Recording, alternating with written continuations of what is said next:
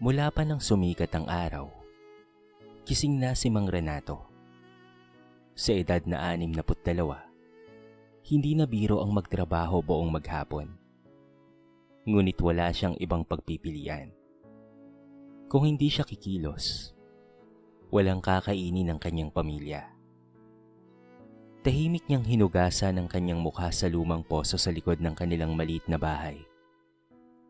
Habang pinagmamasdan niya ang manipis na usok na lumalabas sa kusina, napabuntong hininga siya. Alam niyang isa na namang mahabang araw ang naghihintay sa kanya. Renato? Mahinang tawag ng kanyang asawa na si Aling Cora, na nakaiga sa lumang papag. Magluluto na ako ng almusal ha. Kumain ka muna bago uminom ng gamot mo. Sagot niya, habang pilit nang ngumingiti. Ubos na ang gamot ko. Mahina nitong tugon. Parang piniga ang puso ni Mang Renato. Hindi niya alam kung saan kukuha ng pambili. Halos kasya lamang ang kanyang sinasahod bilang katiwala sa pang-araw-araw nilang pangangailangan. Sa kabilang sulok ng bahay, nag-aayos ng gamit ang bunso nilang anak na si Jenny. Itay, may bayarin na naman po kami sa eskwela. Sabi ng advisor, kailangan na raw pong mabayaran ngayong linggo. Hindi kaagad nakasagot si Mang Renato. Yumuko lamang siya habang pinipisil ang luma niyang sombrero. Anak, gagawa ng paraan ng itay ha. Sanay na si Jenny sa ganoong sagot. Kahit alam niyang hirap na hirap ang kanyang ama, hindi ito kailanman nawalan ng pag-asa. Matapos ang simpleng almusal na tuyo at kanin, isinokbit ni Mang Renato ang kanyang lumang bag at nagtungo sa rest house ng kanyang amo na si Gerald. Mahigit 10 taon na siyang nagtatrabaho roon bilang katiwala. Siya ang naglilinis ng buong bakuran, nagdidilig ng mga halaman, nag-aayos ng mga sirang gamit, at kung minsan ay naglalaba pa ng mga damit ng kanyang amo kapag mayroong bisita. Kilala si Gerald bilang isang matagumpay na negosyante. Meron siyang iba't ibang negosyo sa lungsod, kaya bihira lamang itong bumisita sa rest house.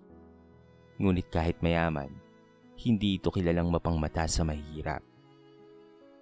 Pagdating sa rest house, agad na nagwalis si Mang Renato.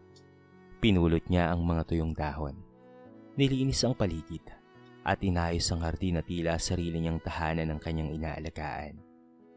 Napansin ito ng ibang trabahador. Naku, Mang Renato, biro ng isang kasamahan. Kung makapaglinis ka naman akala mo sa iyong resort. Ngumiti lamang siya.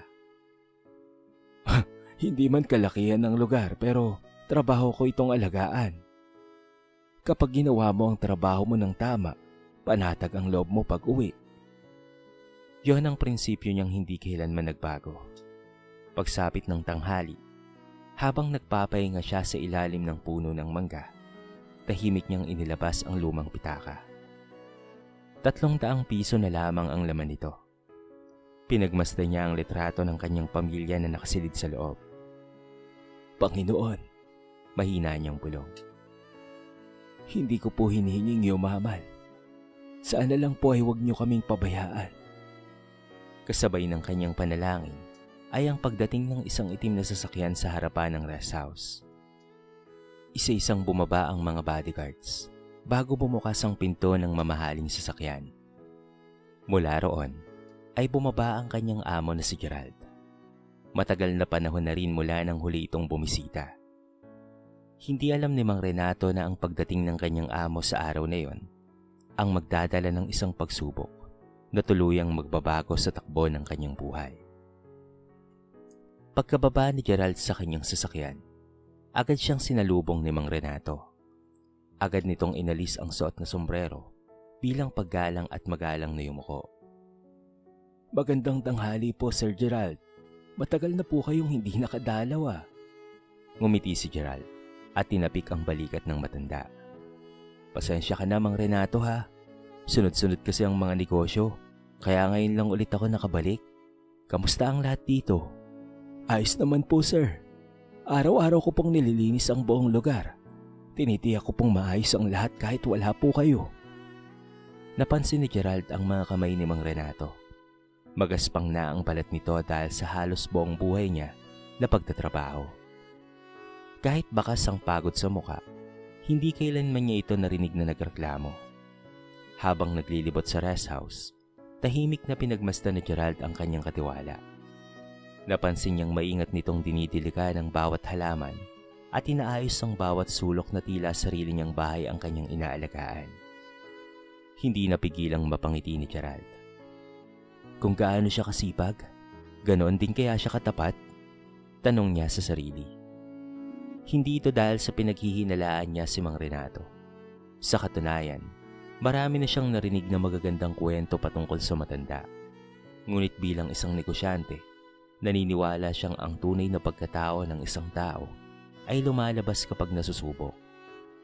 Kinagabihan, habang naghahanda ng umuwi ang mga trabahador, may naisip na plano si Gerald. Kinaumagahan, maaga siyang nagising at naganda ng isang makapal na sobre.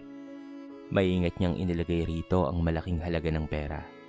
Halos 500,000 piso yon. Pagkatapos ay isinilid niya ito sa bulsa ng isa niyang lumang pantalon. Alam niyang tuwing Miyerkules ay naglalabas si Mang Renato ng mga damit na naiwan sa rest house. Hindi niya sinabi kahit kanino ang kanyang gagawin. Nang dumating si Mang Renato, tulad ng nakasanayan, agad siyang naglinis bago sinimula ng paglalaba. Isa-isang isinawsaw sa batya ang mga maruruming damit. Habang kinakapkap niya ang bulsa upang tiyaking walang lamang barya o susi, bigla niyang naramdaman ng isang makapal na bagay. Nagtaka siya. Ano kaya ito? Maingat niyang hinugot ang laman ng bulsa. Isang kulay kayumangking sobre. Napalunok siya nang maramdamang mabigat ito. Dahan-dahan niya itong binuksan. Nanlaki ang kanyang mga mata. Makapal na bugkos ng libo-libong piso ang nasa loob. Nanginginig ang kanyang mga kamay habang isa-isang tinitignan ng mga salapi. Hindi ito biro. Mahina niyang sambit. Sa isang iglap, pumasok sa isip niya ang mukha ng kanyang asawa na nangangailangan ng gamot. Naalala rin niya ang anak niyang si Jenny na baka mapatigil sa pag-aaral dahil sa kakulangan ng pambayad sa matrikula. Hindi niya namalayang napaupo siya sa tabi ng batya habang nakatitig lamang sa perang nasa kanyang harapan. Sa oras ding iyon, dumating ang isa niyang kasamaang si Romy. Napansin nitong tila balisa si Mang Renato. Ano ang hawak mo, Mang Renato? Usisa nito. Nag-atubili ang matanda ngunit kalaunan ay pinakita ang sobre. Nanlaki rin ang mga mata na Romy. Napakarami niyan. Mukhang hindi mapapansin kung mabawasan. Hindi sumagot si Mang Renato.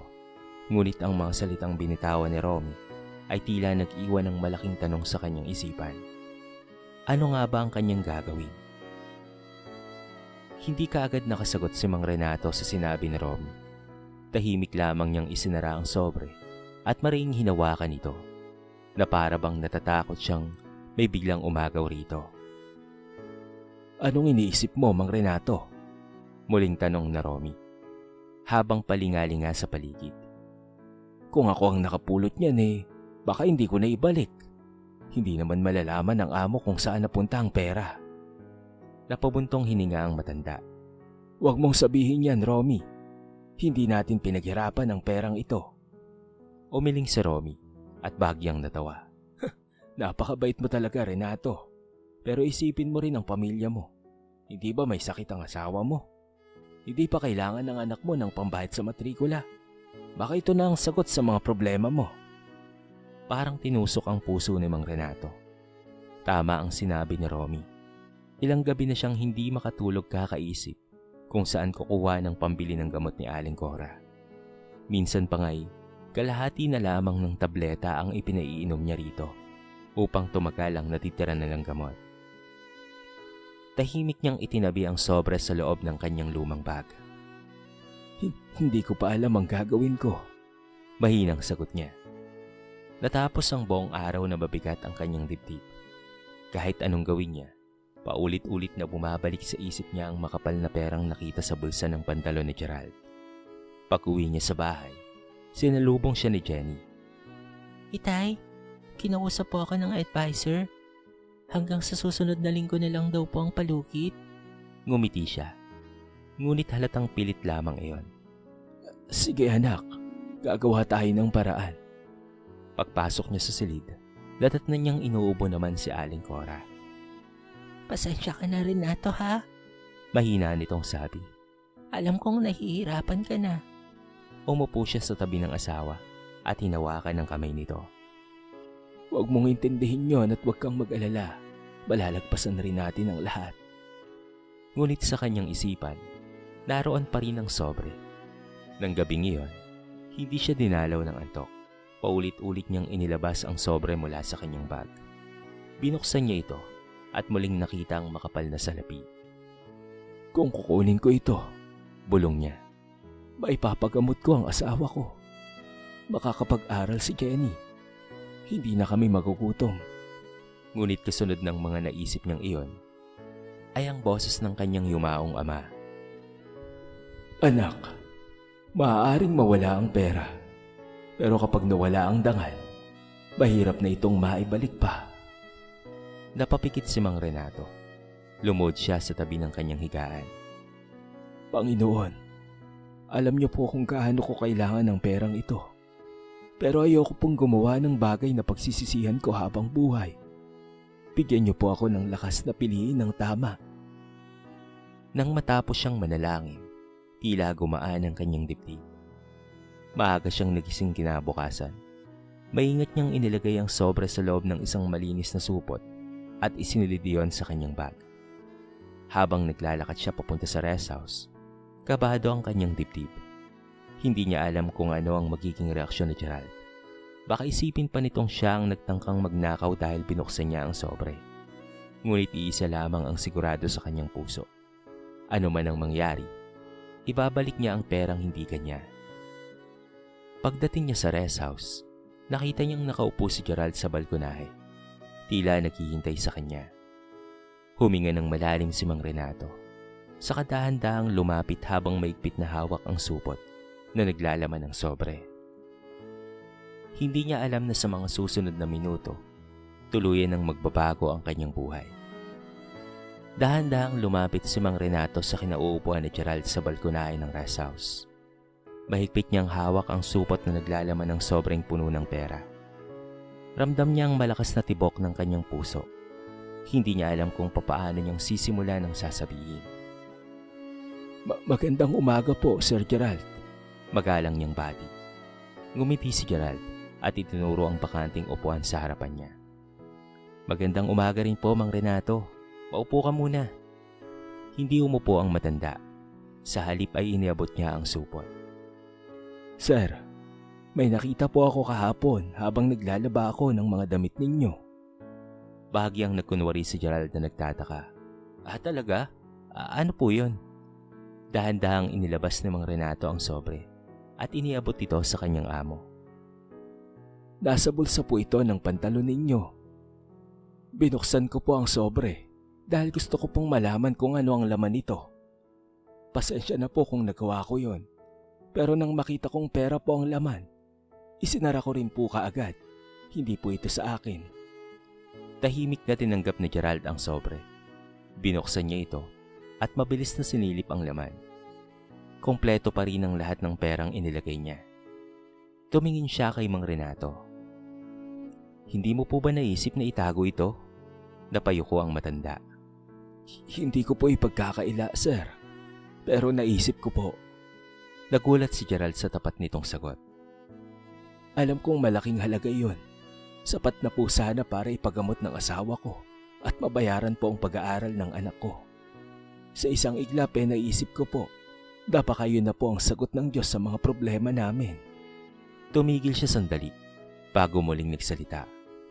Pero habang iniisip ko yon, naalala ko ang itinuro sa akin ng aking ama na ang perang hindi pinaghirapan ay hindi kailanman magdadala ng tunay na kapayapaan.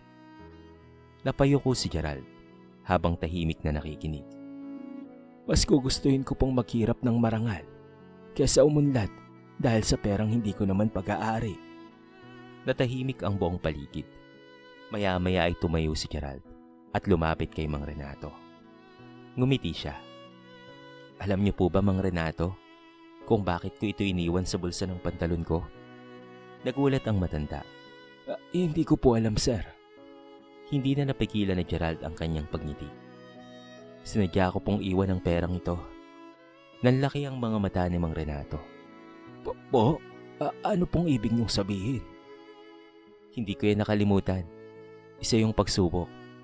Parang natigilan ng matanda. Hindi siya makapaniwala sa kanyang narinig.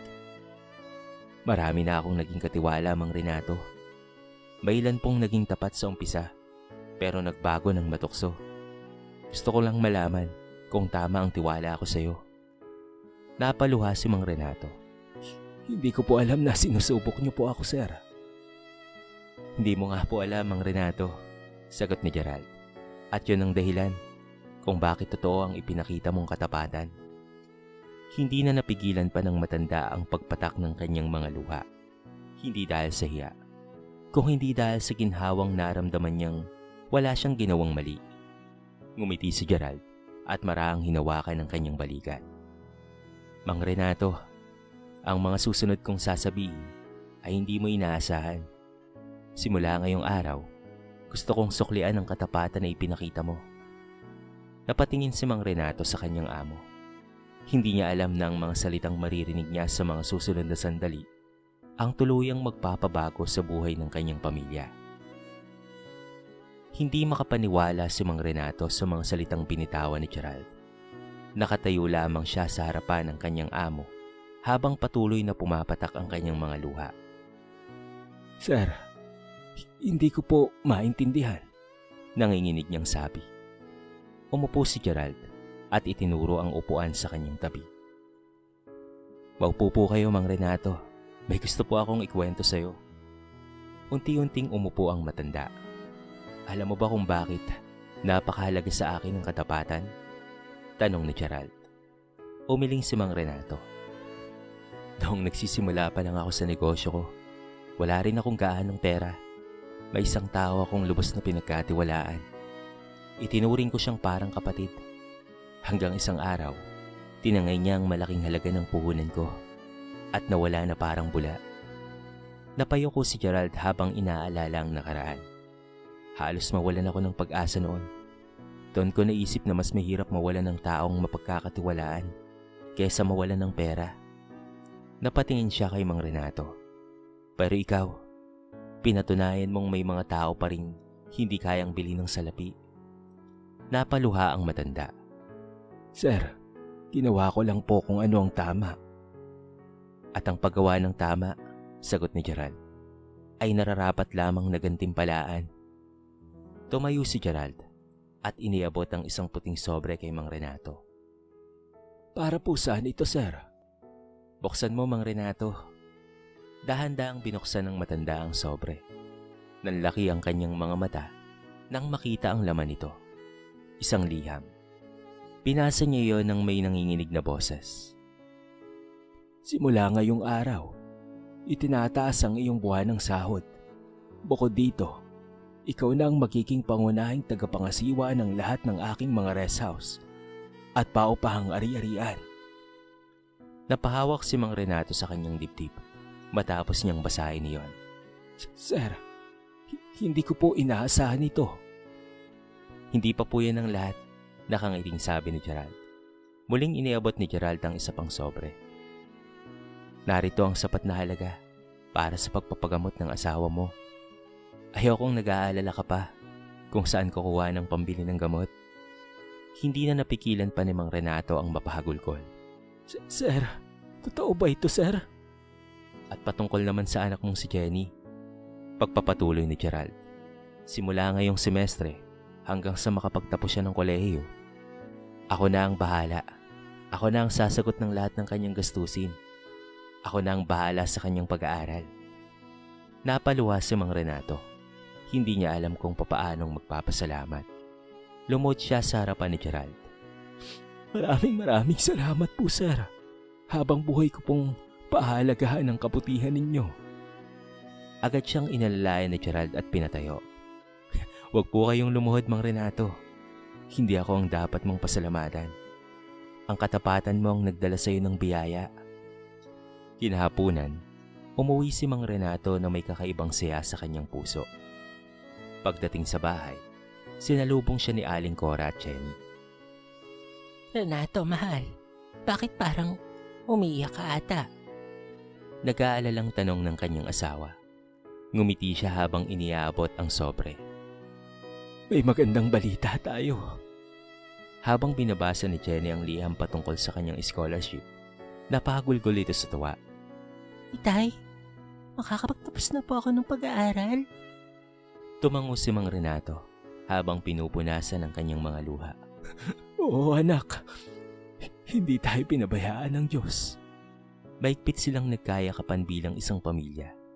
Sa unang pagkakataon matapos ang maraming taon ng paghihirap, daramdaman nilang unti-unti nang sumisikat ang liwanag sa kanilang buhay. Ngunit hindi pa rito nagtatapos ang kanilang kwento. May isang huling aral pang iiwan si Gerald kay Mang Renato. Isang aral na mananatili sa kanyang puso habang siya'y nabubuhay. Lumipas ang 3 taon mula nang subukin ni Gerald ang katapatan ni Mang Renato. Marami nang nagbago sa buhay ng pamilya ng matanda. Ngunit nanatili ang kanyang pagiging mapagpakumbaba at tapat. Araw-araw, maaga pa rin siyang pumapasok sa rest house. Kahit hindi niya na kailangang maglinis ng buong bakuran dahil may mga tauhan na siyang inatasan bilang pangunahing tagapangasiwa. Madalas ay siya pa rin ang unang humahawak ng walis. Mang Renato, kami na po dyan, sabi ng isa sa mga bagong empleyado. Ngunit ngumiti lamang siya. Hindi nakakabawas ng dangal ang magtrabaho. Kung gusto mong ikalang ka ng iba, matuto kang gumawa ng trabahong hindi mo ikinakahiya. Dahil sa kanyang magandang pamumuno, naging mas maayos ang lahat ng ari-arian ni Gerald. Dumami rin ang mga taong gustong magtrabaho sa kumpanya dahil alam nilang patas at mabait ang kanilang katiwala. Sa kanilang tahanan, unti-unti ring bumuti ang kalagayan. Regular nang nakakapagpagamot si Aling Cora. Bumalik ang kanyang sigla at muli na siyang nakakatulong sa mga gawaing bahay. Samantala, si Jenny ay nagsumikap sa pag-aaral. Hindi niya sinayang ang pagkakataong ibinigay sa kanya. At pagkatapos nga ng 4 na taon, nagtapos siya ng kolehiyo bilang isa sa mga may pinakamataas na karangalan sa kanilang paaralan. Sa araw ng kanyang pagtatapos, inimbitahan nila si Gerald.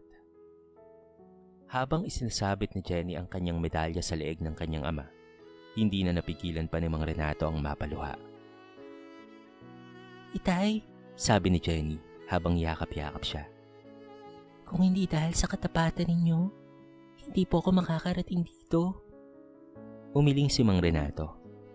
Hindi anak, kung may dapat kang pasalamatan, una ang Diyos. Pangalawa ay si Sir Gerald na naging instrumento para matulungan tayo. Lumapit si Gerald at magiliw na binati ang mag-anak. Congratulations, Jenny. Alam kong malayo pang mararating mo. Maraming salamat po, sir. Sagot ni Jenny. Pangako pong gagamitin ko pong natapos ko para makatulong rin sa ibang tao. Lumipas pa ang ilang buwan at isang hapon ay muling nagkaharap sina Gerald at Mang Renato sa balkonahe ng rest house. Ang mismong lugar kung saan nagsimula ang lahat. Tahimik silang nagkakape habang pinagmamasdan ng papulubog na araw.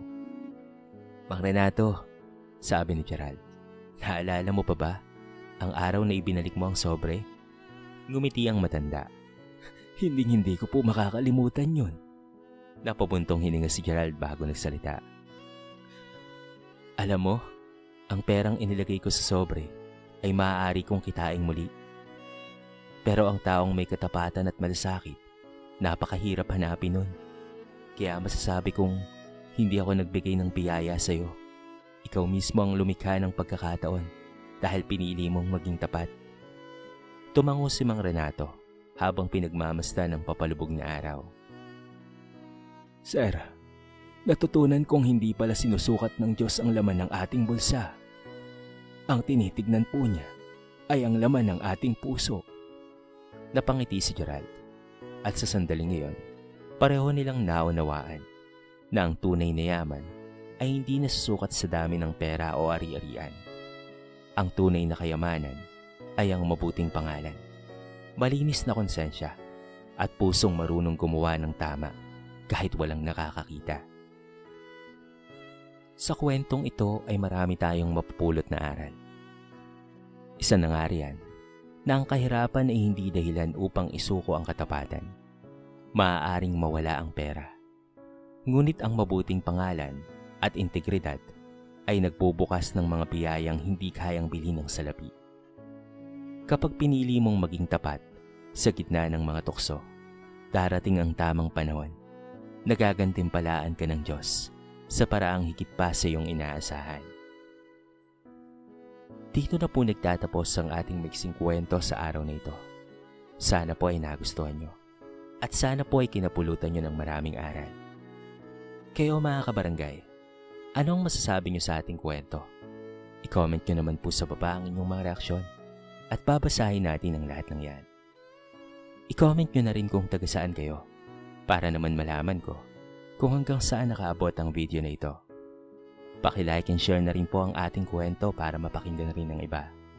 At kung bago ka pa lamang sa ating channel, baka naman pwedeng pakihit ang subscribe button at bell notification button para palagi kang updated sa mga bago nating upload na katulad nito. So paano mga kabarangay? Hanggang sa muli, thank you so much and peace out!